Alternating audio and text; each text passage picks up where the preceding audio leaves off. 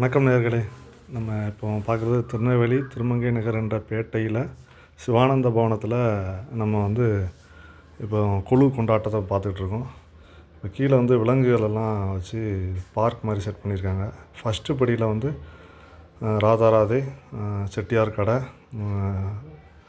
நம்ம விவேகானந்தர், திருவள்ளுவர் எல்லாம் இருக்கிற மாதிரி செட் பண்ணியிருக்காங்க. ரெண்டாவது படியில் நம்ம விஷ்ணு பகவானோட அவதாரம், தசாவதாரம் 10 அவதாரத்தையும் அந்த செட் பண்ணியிருக்காங்க. நல்லாயிருக்கு.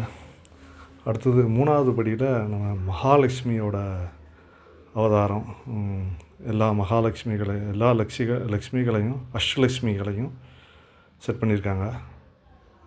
8 லக்ஷ்மிகளையும் செட் பண்ணியிருக்காங்க. 5வது படியில் நம்ம நடராஜர், வேலு, கிருஷ்ணர், பிறகு கும்பம் வச்சு சரஸ்வதியை பூஜை பண்ணிகிட்ருக்காங்க. பிள்ளையார், மற்ற எல்லா தெய்வங்களையும் நம்ம வச்சு கீழே எல்லாம் செட் பண்ணியிருக்காங்க.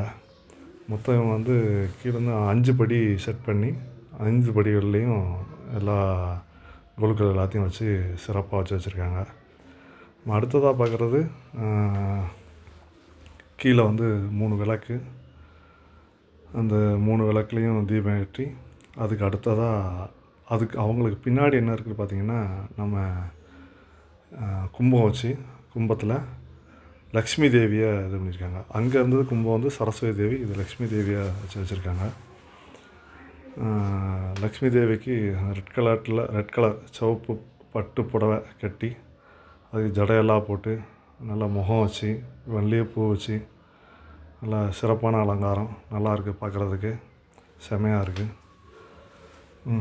லக்ஷ்மி தேவிகளோட அருள் கிடைக்கணும் எல்லாத்துக்கும். சிறப்பாக பண்ணியிருக்காங்க. அதுபோக இதுக்கு ரைட் சைடில் நம்ம ஈஃபில் டவரு, அவங்க சின்ன சின்ன கோயில் இந்த மாதிரி செட் பண்ணியிருக்காங்க. இதெல்லாம் பக்தர்களுக்கு கொடுக்கறதுக்கு தட்டு, பிரசாத தட்டு வச்சுருக்காங்க. இது மொத்தம் 5 படி. எல்லோரும் வாங்க, பேட்டையில் சிறப்பித்து தரும்படி எல்லாத்தையும் தாழ்மையுடன் கேட்டுக்கொள்கிறோம்.